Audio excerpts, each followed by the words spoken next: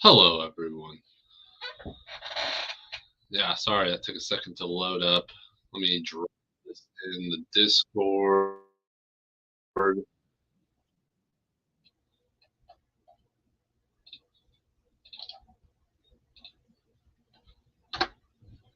Boom. All right. Let's get going here. All right. So last week, what do we have here? I'm doing this on my computer a little different. So bear with me. Oh, this is not gonna be good, boys. Apparently you can't do this online, so I'm gonna have to do this all off my phone. This is not gonna be well. All right. So I know last week that the Beecher Creatures lost to Josh. This is not good. Give a man 30 seconds.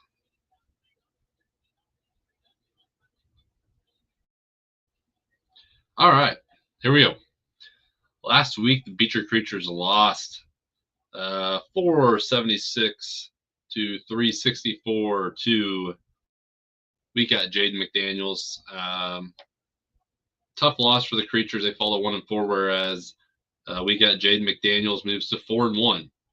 Freaking the Sheets picks up a win last week over the Louisville Lumberjacks, 409 to 333. Watts moves to 5-0, taking down only Franz. And Trent, he dropped 474 to Trent's 395.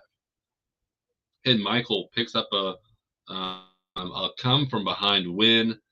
The Flagrant Fowlers move to 4-1 and take down the 1-4. You just gotta believe in Clarence Falls. And then Luck of the Wolf falls last week, 278 to 420 to the Arlington Taxpayers. The Taxpayers had another great week and moved to 4-1. All right, the weekly report. The highest scoring team last week was Jade McDaniels and dropping a 480 piece. That was a huge week. Probably, I don't know. That might be one of the higher weeks we've had. I can't remember exactly off the top of my head if anybody's cracked 500. But that was a big week. Congrats, Jade McDaniels. That was just a stellar week. But then Luck of the Wolf dropping a 278 piece. Awful week. When you can't crack 300, that is not a good week. And K Wolfie fell way short of that. At 278. Highest scoring picks last week. Who is Jalen Williams? Dropped a 61 piece for Watts against the Spurs. James Harden dropped a 56 piece on the Golden State Warriors for Austin Marsh. Jason Tatum put up 64 points against Cleveland. Huge game for him. Giannis for Michael dropped 67, and Nikola Jokic we got Jade McDaniels almost with a 70 piece, almost the highest scoring. That is the highest scoring player of the week. The league awards this week. We had the most efficient manager was we got Jade McDaniels. He missed it by 0.1. I'm pretty sure that's a 99.9%. The least efficient was Murph. He had a max points of 452. He dropped to 333.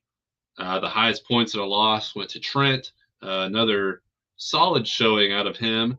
And the lowest points in the win is Michael with a 391, taking down Clarence. Shout out we had some really efficient guys last week. A lot of guys over that 95. We got Jade McDaniels with basically 100%. Watts with a 98.9. Daniel with a 97. The Flagrant Fowlers with a 98.2. And man, even Clarence had a 96, and the Beecher Creatures had a 98.9. Uh, so we had some very efficient teams last week. You needed all your points in order to win. But let's move on to. I want to point out a few things. We have had a couple trades this week, and let's talk about them a little bit. So let's go back. Let's go to the league to forward. Let's see.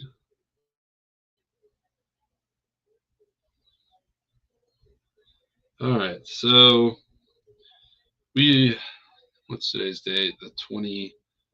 Yeah, we had last week. I think this was after the show. So this is a big one. We had Steph Curry going to Trent, along with Derek White for Dame Lillard and John Collins.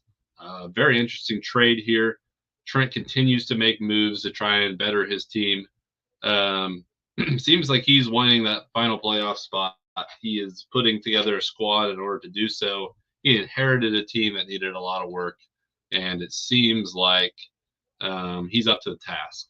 I think this is a win-win for both sides. I think Trent picked up John Collins and got a little bit out of it. Got a solid player in Derek White and Steph Curry. You know, he is Steph Curry. He's one of the greatest players of this generation.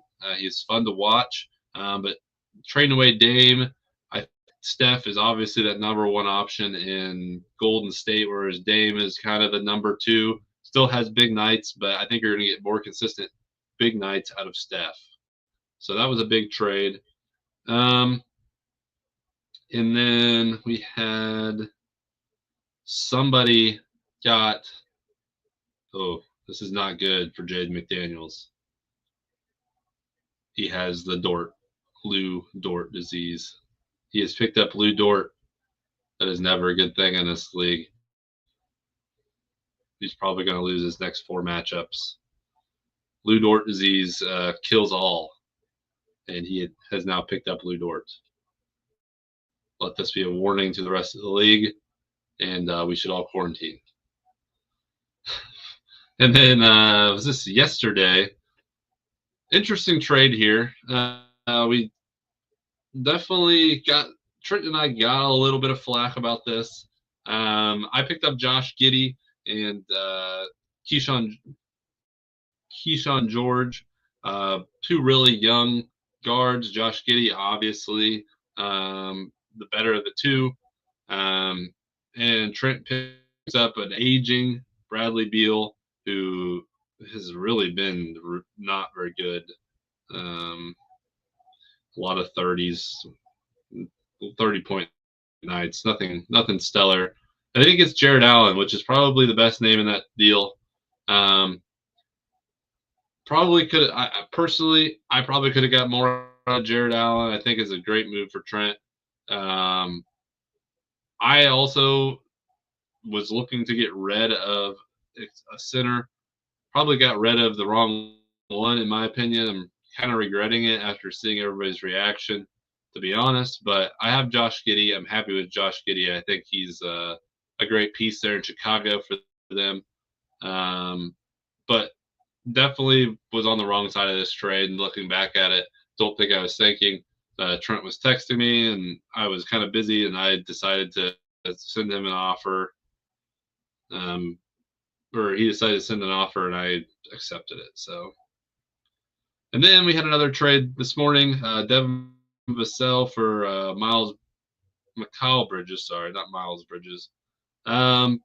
Just it's a straight up trade. I don't really think there's anything that crazy in this one. Austin Marsh gets Vassell, and we got Jay McDaniels gets Mikal Bridges. And then this was another trade that happened today. We have Paul George going to Michael for Kristaps Porzingis. There's also a 2nd and 3rd round pick attached to each side here. I actually like the Porzingis side of this trade. I think it's a very fair trade, but I prefer the Porzingis side of this trade, to be honest. Don't love the aging Paul George And I think that Porzingis is also kind of injury prone in general too, so nothing there that um, nothing crazy in that trade. All right, let's get into this week's rankings. At number 10, we have the Louisville Lumberjacks. As I've said again, this team is in tank mode. Probably going to, well, depending on if I tank, I could tank too. I'm 1-4. Probably won't though. I started out like this last year, ended up making the playoffs, so we're not giving up on the season just yet. But the Lumberjacks are 0-5, probably going to be 0-6. The Beecher Creatures needing to get on the board this week with a win would be great. So the Lumberjacks are coming in at 10. The Beecher Creatures are coming in at 9. Personally, I feel like we're in a weird spot right now. We lost Holmgren for the year, and we're just loaded up with a lot of centers that aren't consistently playing. And it kind of just has killed our versatility. So why I made the Jared Allen trade. But Beecher Creatures coming in at 9 here. We are middle of the pack in scoring, but it seems like we have struggled to find that win column. But it isn't for a lack of effort. At number 8, I hate to do this, but Clarence just still can't seem to get in that win column. He's got 1, but you look at this team. I mean, he's scored almost as much as Michael, who will probably be in the top 4. I think that this team is good, but he has been on. I mean, he has the most points against by far. Actually, him, and Murph have been just kind of shit on the beginning of the year.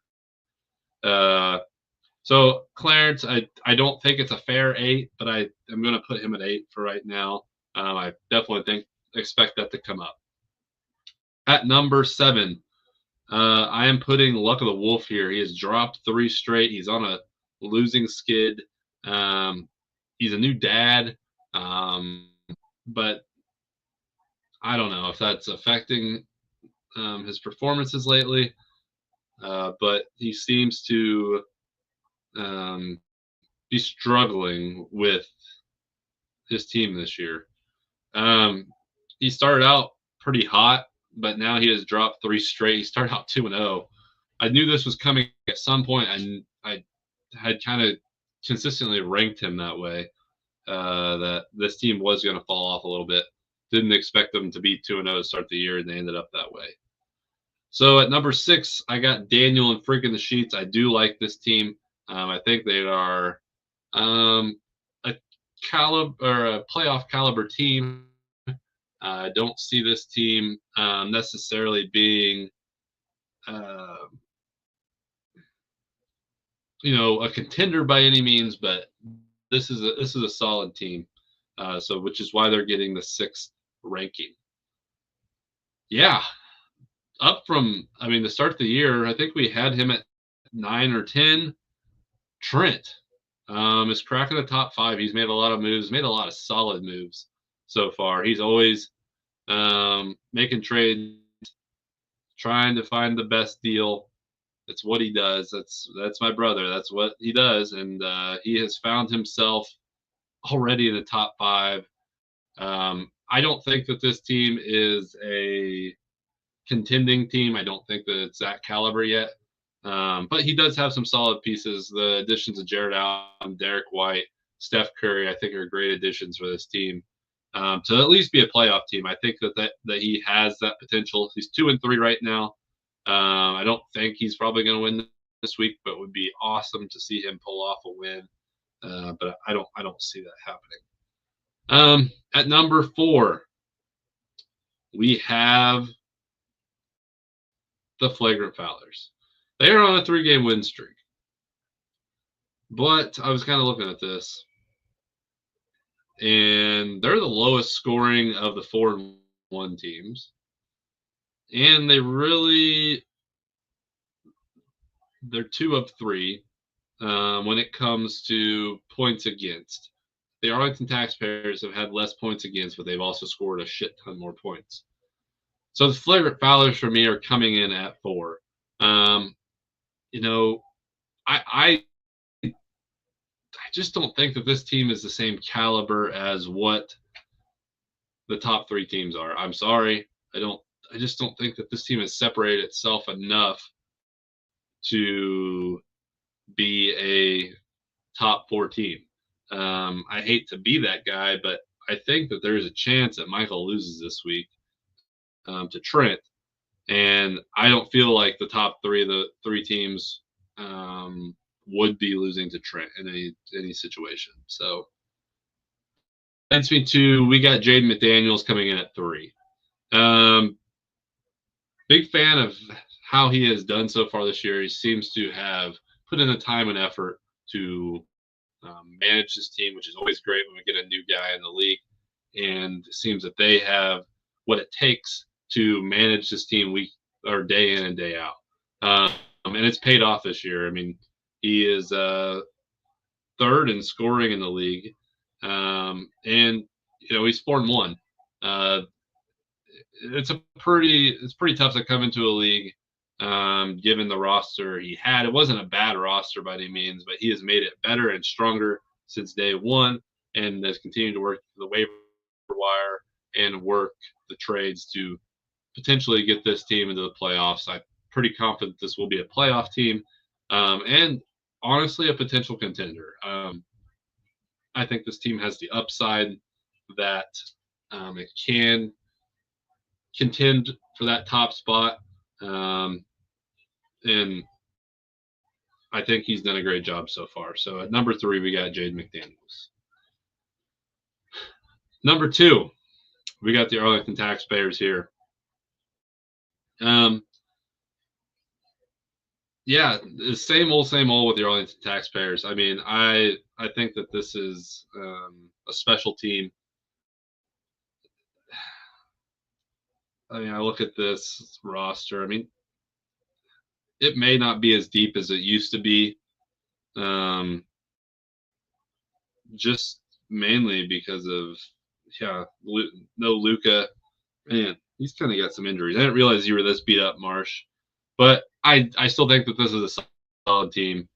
He gets healthy, gets Luka back. This team is definitely a playoff caliber team and well deserving of that number 2 spot.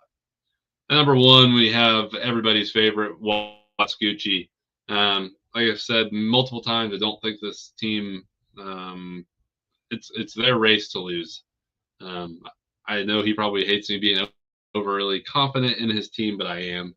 I think that this team is the deepest and the best team in the league, week in and week out, and he puts in the time and effort to manage this team, and it shows. This team has been built. He is a model of success, of what everybody wants their team to be, and it's going to continue for a long time because he's got a lot of youth that is well overperforming. He's got a few older guys mixed in, and Jalen Williams, a young guy, Shea Gilgeous-Alexander, young guy, young studs, Darius Garland, good. Who else is he? I mean, Jason Tatum isn't even really that old. Evan Mobley isn't old. I mean, he's got a lot of young talent, young players, despite still having Zion Williamson, who, I mean, I think he drafted early on. He's done very well with the guys he drafted a couple of years ago, and they continue to be good going forward. So Watts is deserving of that number 1 spot, as always. But let's move on to this week's matchups. So let's see here. Here we go. We have the Beecher Creatures taking on the Louisville Lumberjacks. I think the Beecher Creatures can pull one out this week. Even with Holmgren down, I think that this team still gets enough points to get it done. Freaking the Sheets versus Clarence, and you just got to believe I actually am going to go on Clarence's side this week. I think he's due. Despite me ranking Daniel higher, I think Clarence picks one up here, gets to 2-4. This is the matchup of the week. Watts Gucci, the 1 and 2, going up against each other. Watts Gucci and Austin Marsh. I think this one's going to come down to Sunday and who performs better. This will be a fun one to watch throughout the week. I would actually like to see Marsh give Watts a run for his money. I don't think it'll happen, but I would love to see it. Then we have the Only Franz and the Flagrant Foulers. I'm going to take Michael in this one, but I would love to see Trent take down Michael. I think it would be fun to see. And then we have Luck of the Wolf, and we got Jaden McDaniels. I think I'm going to actually go with Luck of the Wolf on this one. I'm looking for a Luck of the Wolf upset. He's had a bad couple of weeks. He wants to get back to 500, and I could see him taking down. We got Jaden McDaniels, so I would love to see it. So that is all I got. Wraps up week 5. I don't know if week 6 Michael should have. Week 7 may be tough for me with a wedding the weekend before. So I might be off a week. Maybe see what we can do. But it's what we have. It's what we have right now. So that is it for me tonight. And I will see you all in a couple weeks. And some of you at my wedding. I will see you then. Peace.